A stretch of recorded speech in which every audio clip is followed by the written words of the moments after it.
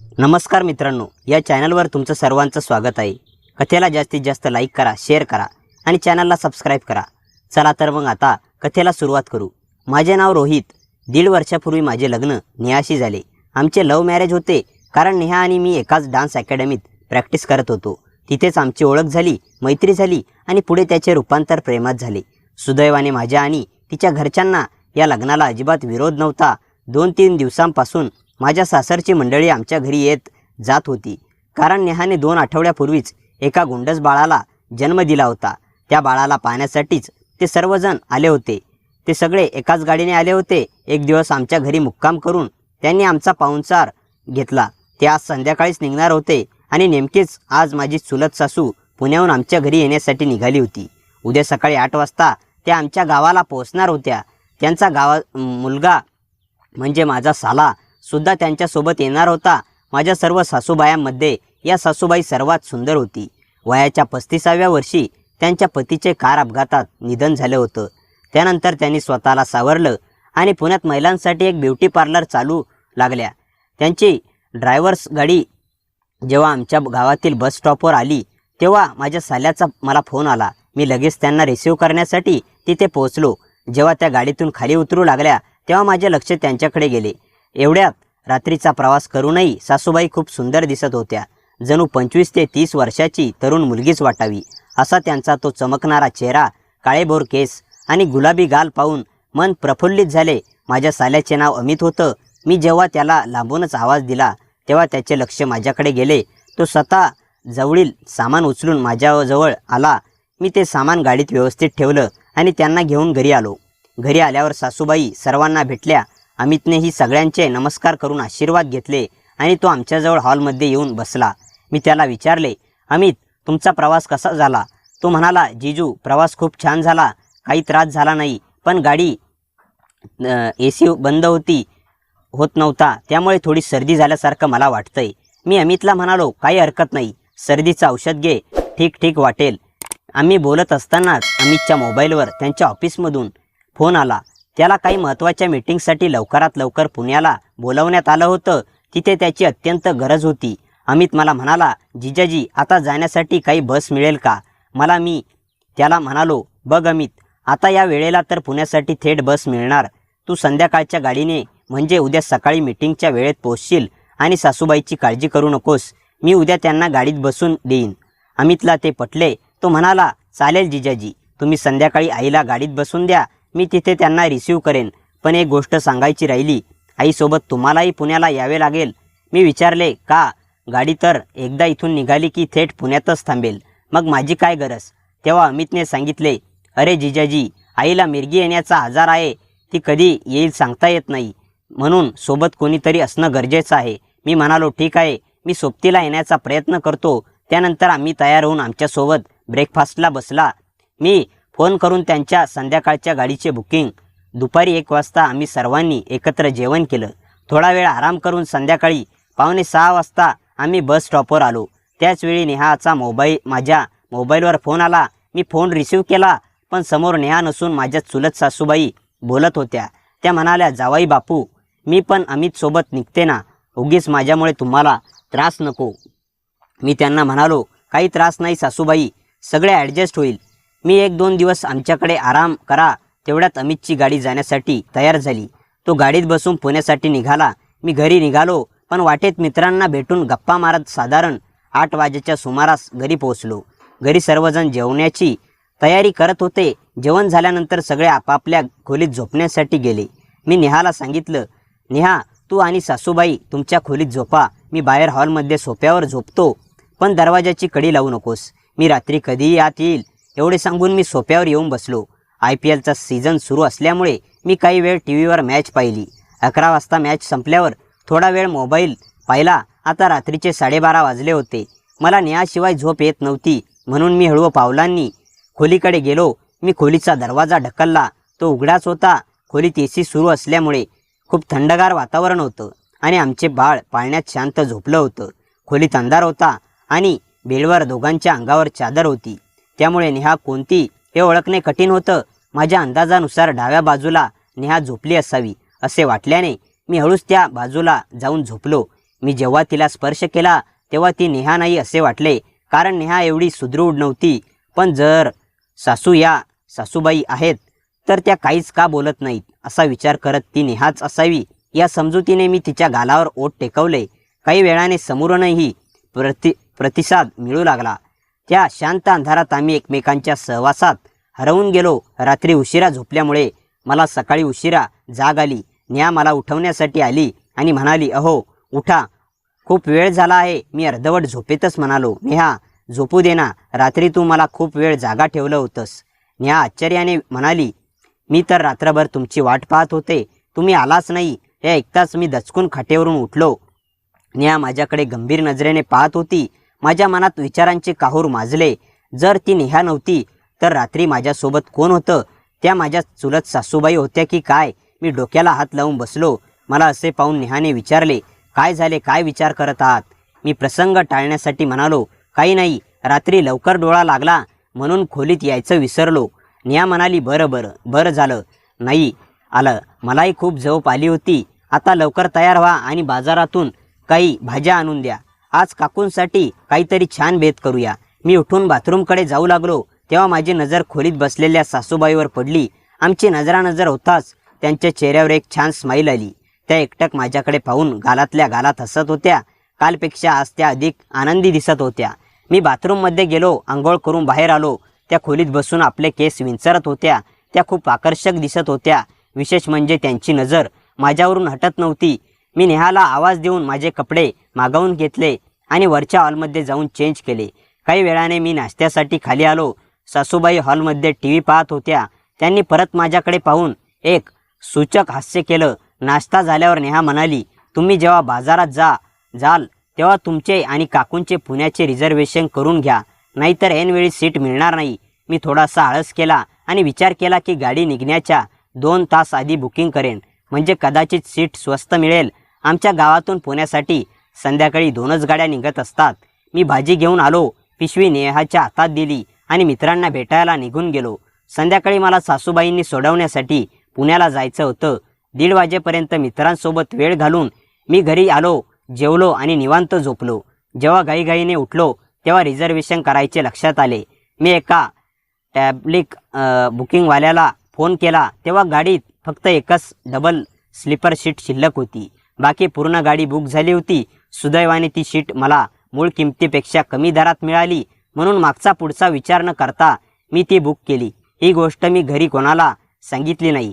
2 दिवसाच्या मुक्कामासाठी मी माझे कपडे पॅक केले. संध्याकाळी 5:30 वाजले. 5:30 झाले होते आणि आमची गाडी 6 वाजता होती. मी ऑटो मागवला आणि आम्ही बस स्टॉपवर पोहोचलो. सामान डिक्कीत ठेवलं. गाडी सुटेपर्यंत आम्ही खालीच उभे राहिलो, कारण सासूबाईंना अजून माहीत नव्हते की आम्ही एका सीटवर प्रवास करणार आहोत. जर नेहा किंवा इतरांना हे समजले असते तर विचित्र वाटले असते. ड्रायव्हरने आवाज दिल्यावर आम्ही नेहाचा निरोप घेतला आणि गाडीत चढलो. गाडीत आल्यावर सासूबाईंनी विचारले, जावई बापू, माझी सीट कोणती आहे? मी त्यांना माझी सीट पाशी घेऊन गेलो आणि म्हणालो, तुम्ही या सीटवर बसा. त्या म्हणाला, एवढी मोठी सीट, तीही माझ्या एकटीसाठी, मी यावर एकटीच झोपू का? मी म्हणालो, तुम्ही बसा तर खरे, मग सांगतो. त्या खिडकीच्या बाजूला जाऊन बसल्या. मीही माझ्या चपला खाली टाकून त्या सीटवर बसलो. तेव्हा त्या आश्चर्याने म्हणाल्या, जावई बापू, आपण दोघे एकाच सीटवर कसे बसू शकतो? मी म्हणालो, सासूबाई, मी खूप प्रयत्न केला, पण गाडीत दुसरी कोणती सीट शिल्लक नव्हती. जी होती ती मी बुक केली. या सीटबद्दल फक्त आपल्या दोघांनाच माहीत आहे, दुसऱ्या कोणाला नाही. एका रात्रीचाच प्रश्न आहे. उद्या सकाळी आपण पोचू. त्यावर त्या म्हणाल्या, चला ठीक आहे, पण मी पण आजच्या रात्रीपुरत्या ॲडजस्ट करते. एवढं बोलून त्या खिडकीकडे तोंड करून झोपल्या. रात्रीचे 11 वाजले होते. ड्रायव्हरने गाडीतील सर्व लाईट्स बंद केल्या होत्या. गाडीत सर्वत्र अंधार झाला होता. मी मोबाईल उशीखाली ठेवून झोपण्याचा प्रयत्न केला. अर्धा तासानंतर मला कोणाचा तरी स्पर्श झाल्याचा भास झाला. मी पाहिलं तर सासूबाई शांत झोपल्या होत्या. परत काही वेळाने मला माझ्या चेहऱ्यावर कोणाची तरी बोटं फिरत असल्याचा स्पर्श झाला.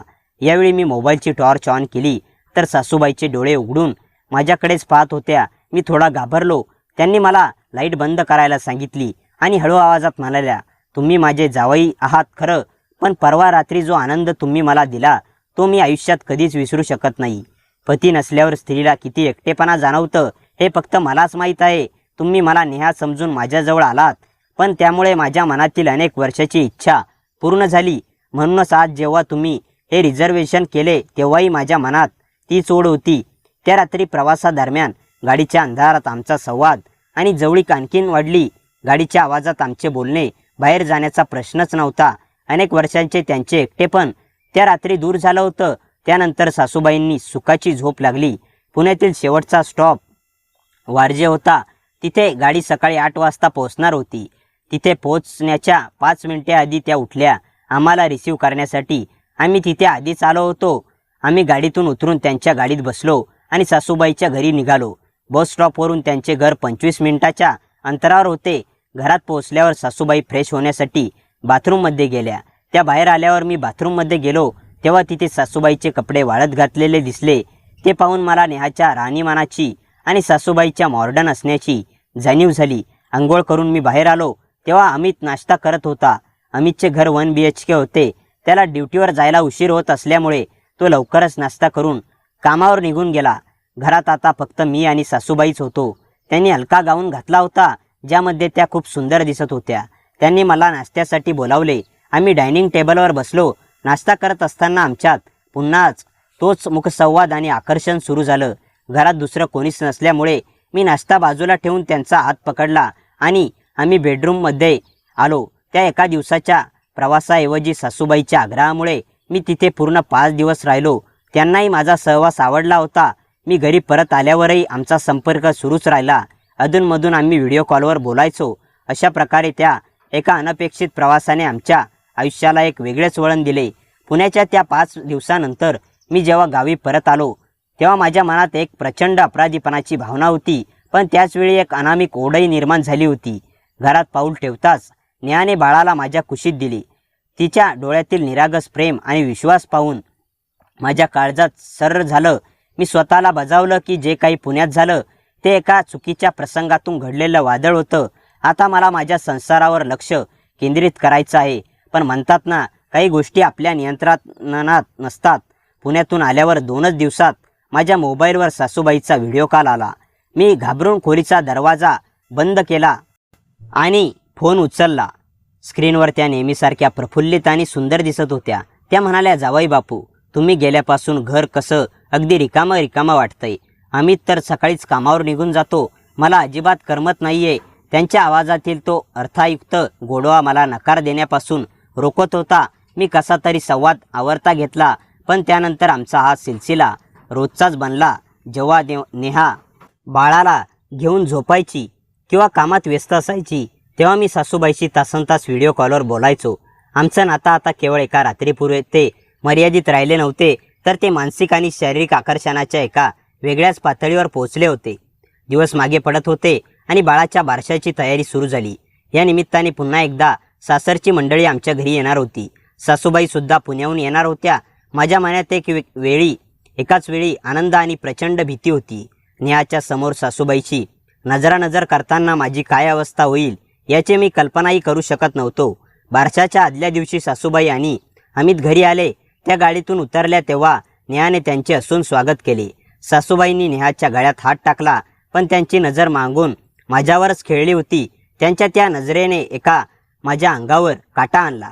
त्या रात्री घरात खूप गर्दी होती, त्यामुळे झोपण्याची व्यवस्था नेहमीप्रमाणे करावी लागली. मी पुन्हा एकदा हॉल बाहेर सोफ्यावर झोपायला गेलो, पण यावेळी मनात एक वेगळीच दगदग होती. रात्रीचा 1:30 वाजला असताय. हॉलमधील सगळे दिवे बंद होते.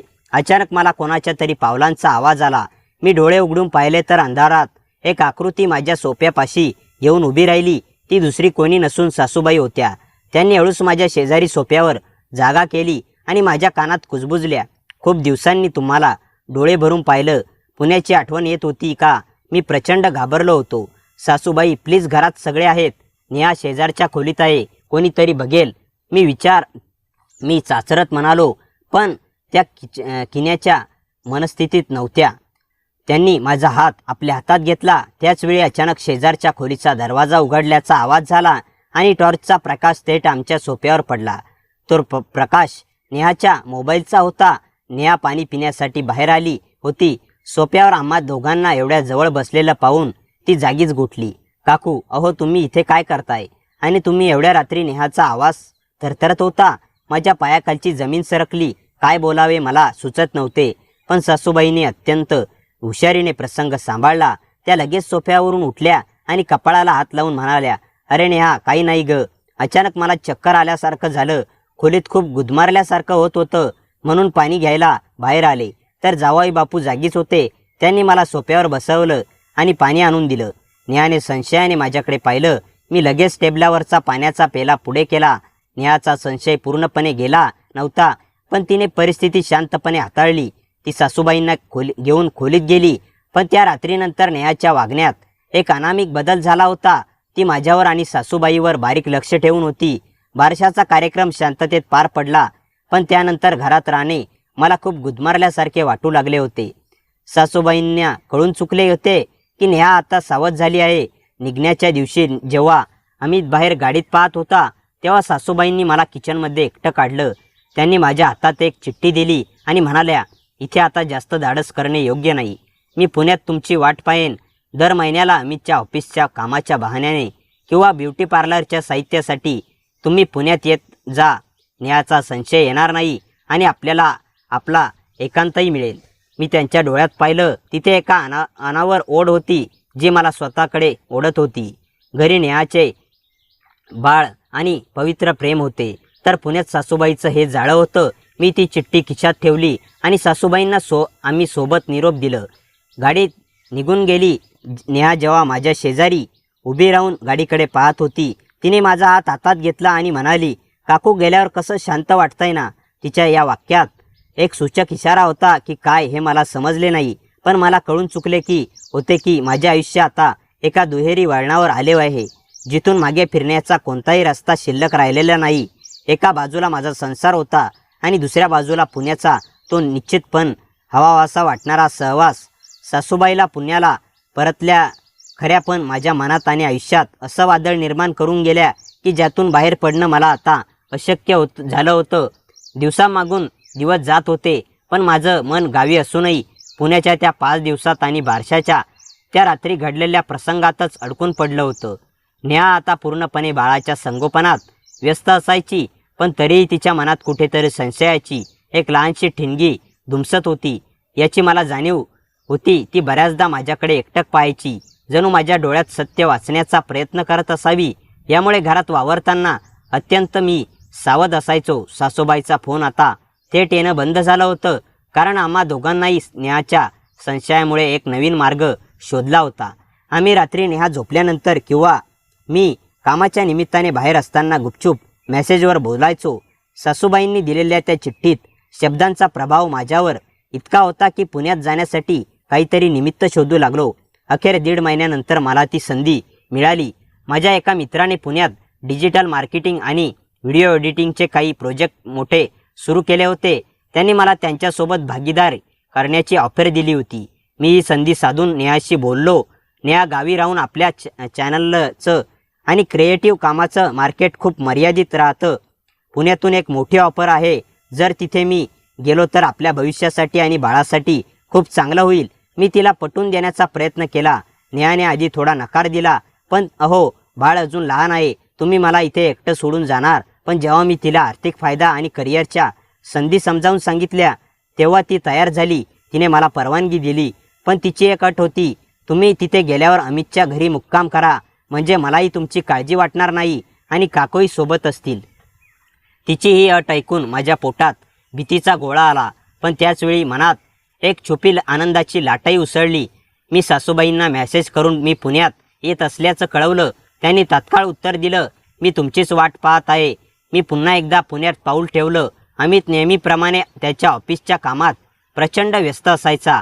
त्याला सकाळी 9 वाजता निघून रात्री 9-10 वाजेपर्यंत घरी यायला वेळ व्हायचा. त्यामुळे त्या 1 BHK फ्लॅटमध्ये दिवसभर मी आणि सासूबाई दोघेच असायचो.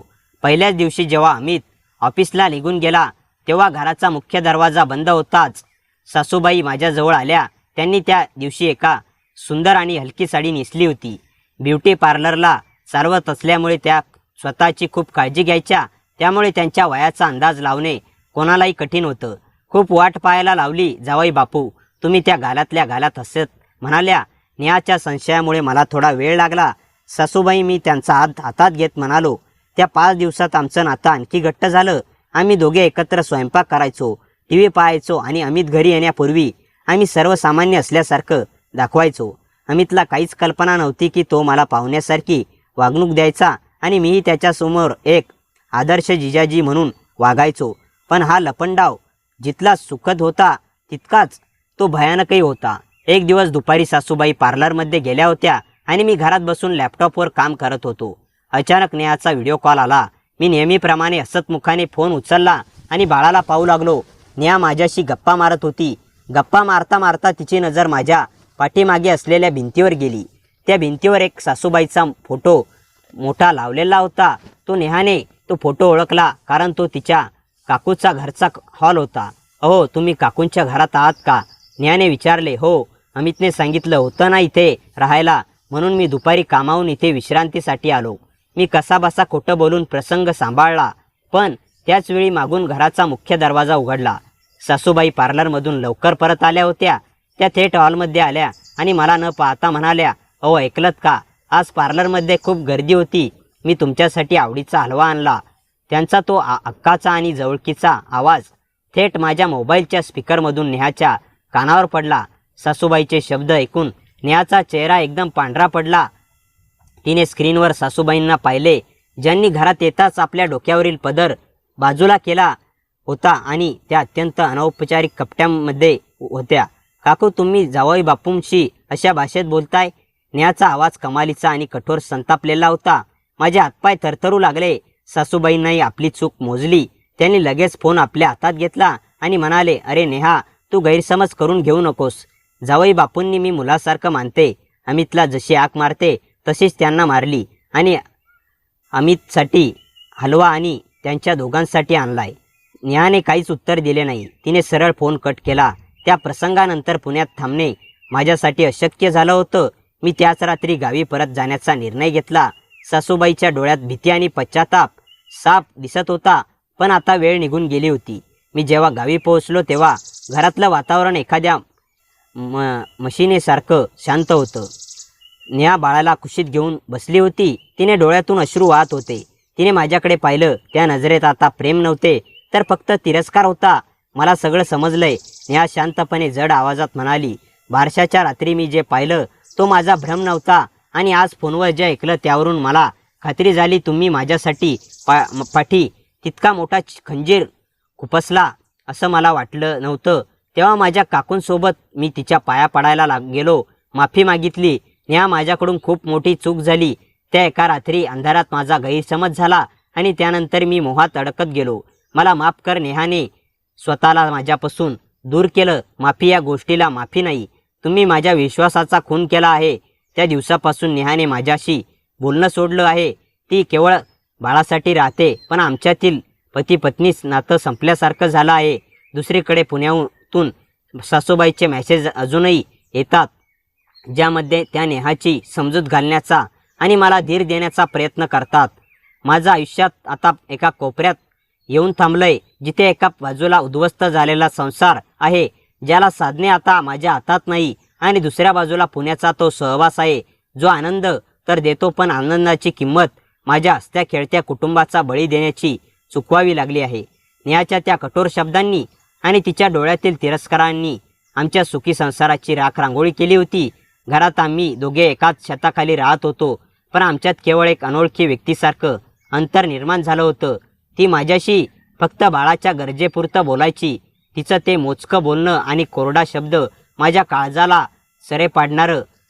मी अनेकदा तिची समजूत काढण्याचा, तिचे पाय धरून माफी मागण्याचा प्रयत्न केला पण तिने मनाचे दरवाजे माझ्यासाठी कायमचे बंद केले होते. दिवसेंदिवस हे मानसिक दडपण मला असह्य होऊ लागलं होतं. गावी कशातच माझं लक्ष लागत नव्हतं. दुसरीकडे पुण्याहून सासूबाईचे यांचे नाव आता मी मनातल्या मनात सासूबाईऐवजी एक जिवलग मैत्रीण म्हणून पाहू लागलो होतो. फोन आणि मेसेज येणं सुरूच होतं.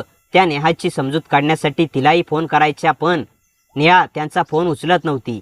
सासूबाईंनी मला मेसेज केला, रोहित, नेहाचा राग सध्या अनावर, तिला थोडा वेळ दे.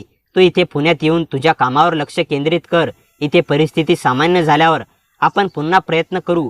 घरातील त्या गुदमरून टाकणाऱ्या वातावरणापेक्षा मला पुण्याचा तो आसरा अधिक सुरक्षित वाटू लागला.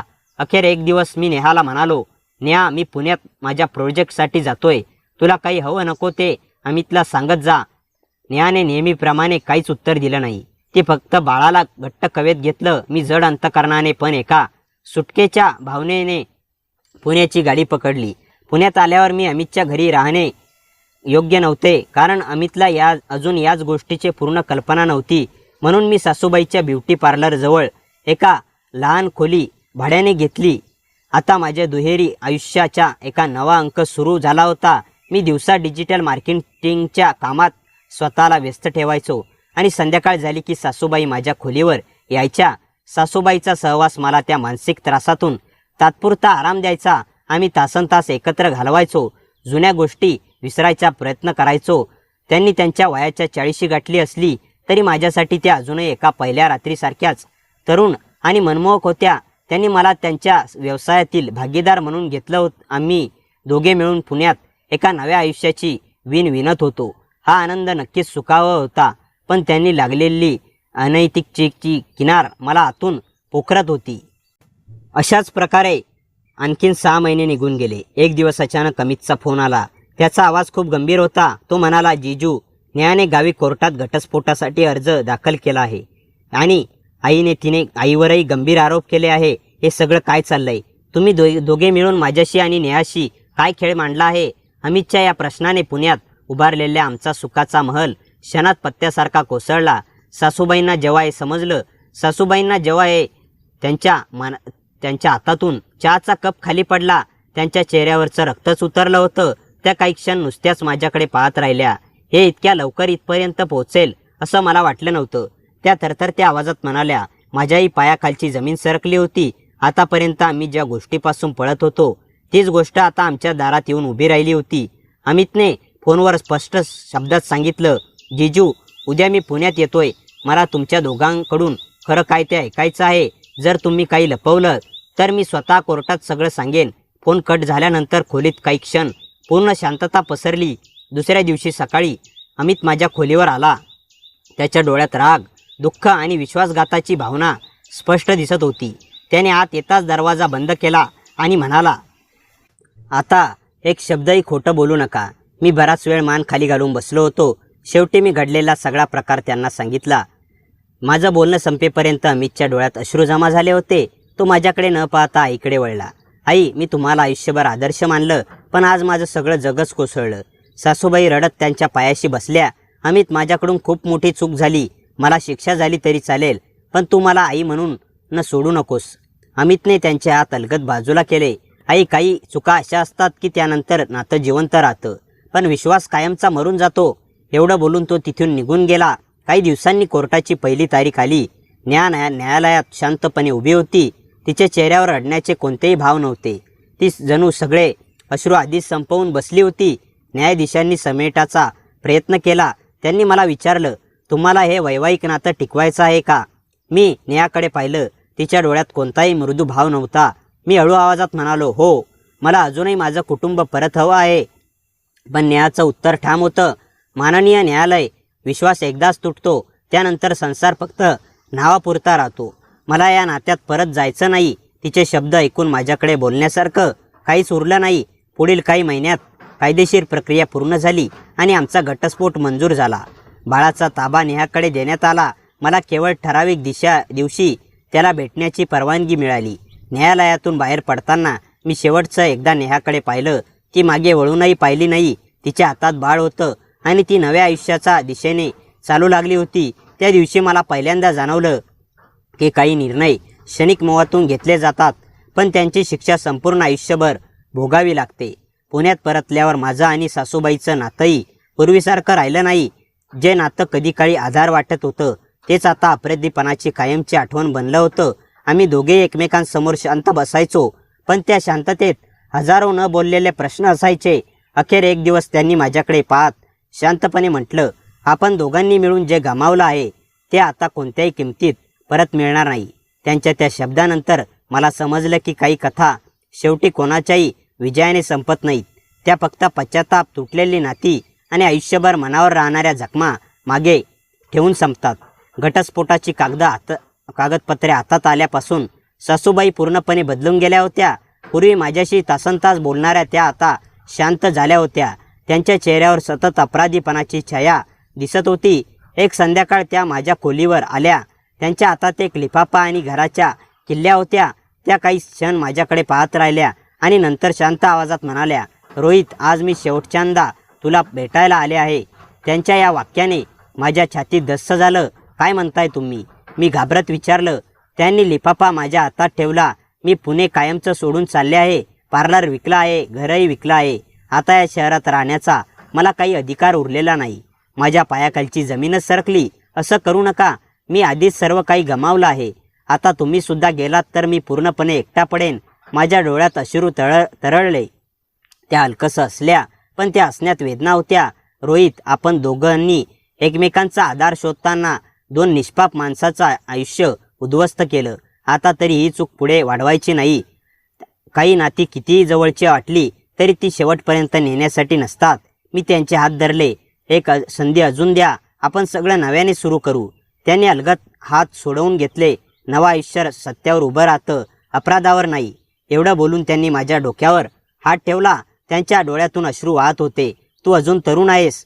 तुझं आयुष्य पुन्हा उभं करू शकतोस. माझ्यासाठी मात्र हा पश्चातापच उरला आहे. त्या वळल्या आणि दरवाजाकडे चालू लागल्या. मी त्यांना थांबवण्याचा खूप प्रयत्न केला, पण त्यांनी एकदाही मागे वळून पाहिलं नाही. दुसऱ्या दिवशी मी पार्लरमध्ये गेलो तेव्हा तिथे मोठं कुलूप लटकत होतं. शेजारच्या दुकानातील माणसांनी सांगितले, काल रात्रीच त्या सामान घेऊन निघून गेल्या. कुठे गेल्या ते कोणालाच सांगितलं नाही. माझ्या हातातून त्या लिफाफ्यातील पत्र खाली पडलं. त्या फक्त काही ओळी लिहिल्या होत्या. रोहित, मला शोधण्याचा प्रयत्न करू नकोस. शिक्षा माझी मी स्वतः स्वीकारली आहे. तू फक्त तुझ्या मुलासाठी एक चांगला बाबा होण्याचा प्रयत्न कर. कदाचित त्यातून तुला मनशांती मिळेल. माझ्यासाठी हीच शेवटची इच्छा समज. ते पत्र वाचताना माझे डोळे धुसर झाले. त्या दिवसानंतर मी अनेक ठिकाणी त्यांचा शोध घेतला, पण त्यांचा काहीच पत्ता लागला नाही. पुण्याच्या प्रत्येक रस्त्यावर, प्रत्येक वळणावर त्यांच्या आठवणी होत्या, मात्र त्या स्वतः कुठेच नव्हत्या. माझ्या आयुष्यात पुन्हा एकदा शांतता आली होती, पण यावेळी ती शांतता समाधानाची नव्हती, तर कायमच्या विरहाची होती. सासूबाई गेल्यानंतर तब्बल 8 महिने उलटले. त्यांच्या कोणत्याही नातेवाईकाला त्यांचा पत्ता नव्हता. त्यांचा मोबाईल कायमचा बंद होता. मीही हळूहळू त्यांचा शोध घेणं सोडलं होतं. एके दिवशी माझ्या खोलीच्या दरवाजाखाली एक पांढरा लिफाफा सरकवलेला दिसला. त्यावर ना पाठवणाऱ्याचं नाव होतं, ना पत्ता. आत फक्त एक जुना फोटो आणि एक छोटी चिठ्ठी होती. फोटोमध्ये मी, नेहा, अमित आणि सासूबाई एका कौटुंबिक समारंभात हसत उभे होतो. मागच्या बाजूला लाल शाईने लिहिलं होतं, या फोटोत एक सत्य अजूनही लपलेलं आहे. चिठ्ठीवर फक्त एवढंच लिहिलं होतं, जर खरंच उत्तर हवं असेल तर उद्या संध्याकाळी 7 वाजता पुणे रेल्वे स्टेशन स्थानकाच्या जुन्या प्रतीक्षागृहात ये. दुसऱ्या दिवशी मी ठरलेल्या वेळी तिथे पोहोचलो. संपूर्ण प्रतीक्षागृह जवळजवळ रिकामं होतं. एका कोपऱ्यात काळा कोट घातलेला एक वृद्ध माणूस बसला होता. मी जवळ जाताच त्याने माझे नाव घेतलं. रोहित, खूप उशीर केलास. मी चकित झालो. तुम्ही मला ओळखता? तो शांतपणे म्हणाला, तुझ्यापेक्षा जास्त मी तुझ्या सासूबाईंना ओळखतो. त्याने जुन्या फाईलमधून काही कागद माझ्यासमोर ठेवले. त्या कागदामध्ये अनेक वर्षापूर्वीच्या मालमत्तेची कागदपत्र, काही जुनी छायाचित्र आणि एक डायरीचं पान होतं. त्या पानावर लिहिलं होतं, जर हे पत्र रोहितपर्यंत पोहोचलं असेल तर याचा अर्थ मी त्याच्यापासून कायमची दूर गेले आहे. पण त्याने एक गोष्ट जाणून घ्यायला हवीच. आपल्या आयुष्यात जे काही घडलं त्यामागे फक्त भावना नव्हत्या, अनेक वर्षापूर्वीचं एक गुपितही होतं. मी थरथरत्या हातांनी पुढचं पान उघडणार इतक्यात त्या वृद्धाने माझा हात पकडला. तो म्हणाला, सगळं सत्य एकाच दिवशी कळलं तर ते सहन होणार नाही. त्याआधी माझ्यासोबत चल, कारण ज्यांना तू कायमचं हरवलं आहेस असं समजतोस त्यांच्यापैकी एक व्यक्ती अजूनही जिवंत आहे आणि तुझी वाट पाहते आहे. त्याच क्षणी स्थानकाबाहेर एक काळी कार येऊन थांबली. वृद्ध माणूस त्यात बसला आणि निघून गेला. माझ्या हातात ती अपूर्ण डायरी होती आणि मनात एकच प्रश्न घुमत होता, नेमकं असं कोणतं गुपित होतं ज्यासाठी कोणीतरी अनेक वर्ष शांत राहिलं. मी दुसऱ्या दिवशी पुन्हा त्या ठिकाणी गेलो. त्या वृद्ध माणूस यावेळी माझी वाट पाहत उभा होता. त्याने मला शहराबाहेरील एका जुन्या आश्रमात नेलं. आश्रमाच्या आवारात पाऊल टाकताच माझं हृदय जोरात धडधडू लागलं. समोरच्या बाकावर सासूबाई शांत बसल्या होत्या. त्यांच्या चेहऱ्यावर पूर्वीसारखं तेज नव्हतं, पण डोळ्यात मात्र विलक्षण शांतता होती. मला पाहताच त्या उभ्या राहिल्या. काही क्षण आम्ही दोघेही काही बोललो नाही. शेवटी त्यांनीच शांत आवाजात म्हटलं, रोहित, इथपर्यंत आलास म्हणजे अजूनही उत्तर शोधतो आहेस. मी त्यांच्या समोर जाऊन उभा राहिलो. का गेलात तुम्ही? एक तर शब्द तरी सांगून शकला असता. त्या मंद असल्या, कारण मी राहिले असते तर तुझं आयुष्य पुन्हा कधीच उभं राहिलं नसतं. आम्ही दोघांनी एक केलेल्या चुकीची शिक्षा दुसऱ्यांनी पुरेशी भोगली. आता उरलेलं आयुष्य प्रायश्चित्ताचं आहे. त्याने माझ्या हातात एक फाईल दिली. त्यात त्यांच्या पार्लरच्या विक्रीतून उरलेली रक्कम माझ्या मुलाच्या नावाने ठेवलेल्या मुदत ठेवीची कागदपत्र होती. ही त्यांच्या शिक्षणासाठी आहे. माझ्याकडून त्यांच्यासाठी शेवटची भेट. माझे डोळे पाणावले. मी तुम्हाला कधीच माफ करू शकलो नाही आणि स्वतःलाही नाही. त्या म्हणाल्या, माफी मिळणं महत्त्वाचं नसतं, चूक पुन्हा करणं महत्त्वाचं असतं. इतक्यात आश्रमाच्या कार्यालयातून एक कर्मचारी आला आणि म्हणाला, आई, तुमच्या गाडीची वेळ झाली. त्या माझ्याकडे शेवटचं पाहत म्हणाल्या, आजपासून मला शोधू नकोस. माझी ओळख इथल्या लोकांसाठी फक्त एक सेविका आहे. उरलेलं आयुष्य मी इथल्या वृद्धांची सेवा करण्यात घालवणार आहे. मी त्यांच्या पायाशी वाकलो. त्यांनी मला आशीर्वाद दिला आणि मागे न वळता आश्रमाच्या इमारतीत निघून गेल्या. त्या दाराआड दिसेनाशा झाल्या आणि माझ्या आयुष्यातील एक संपूर्ण अध्याय कायमचा संपला. काही महिन्यांनी मी नेहाला भेटण्याची परवानगी मिळालेल्या दिवशी मुलाला भेटायला गेलो. त्यांच्या त्या निरागस हास्याने मला एक गोष्ट शिकवली. भूतकाळ बदलता येत नाही, पण भविष्य घडवता येतं. मी नेहाकडे पाहून फक्त एवढंच म्हणालो, तुझ्या आयुष्यात पुन्हा कधीही अंधार आणणार नाही. तिने काही उत्तर दिलं नाही, पण पहिल्यांदाच तिच्या चेहऱ्यावरचा कठोरपणा थोडासा कमी झाल्यासारखा वाटला. त्या दिवसानंतर मी माझं संपूर्ण आयुष्य मुलाच्या संगोपनासाठी आणि स्वतःच्या चुका सुधारण्यासाठी वाहून घेतलं. काही वर्षांनी आश्रमातून एक पत्र आलं. त्यात फक्त एकच ओळ होती, मनशांती मिळाली आहे, आता माझी काळजी करू नकोस. पत्रावर कोणाचं नाव नव्हतं, पण ते कोणाचं आहे हे मला सांगण्याची गरज नव्हती. मी ते पत्र शांतपणे मिटलं, आकाशाकडे पाहिलं आणि मनोमन त्यांना क्षमा मागितली. काही कथा प्रेमाने नाही तर पश्चाताप, जबाबदारी आणि योग्य निर्णय स्वीकारण्याच्या धैर्याने पूर्ण होतात. आमच्या कथेचाही शेवट तसाच झाला. मित्रांनो, कथा कशी वाटली कमेंटमध्ये नक्की सांगा. कथेला जास्तीत जास्त लाईक करा आणि हाईप करा आणि आपल्या मित्रमैत्रिणींमध्ये शेअर करा. आणि हो, चॅनलवर नवीन असाल तर चॅनलला सबस्क्राईब करायला विसरू नका. भेटूया पुन्हा अशाच इंटरेस्टिंग आणि धमाकेदार कथेसह. तोपर्यंत हसत राहा, खुश राहा. धन्यवाद.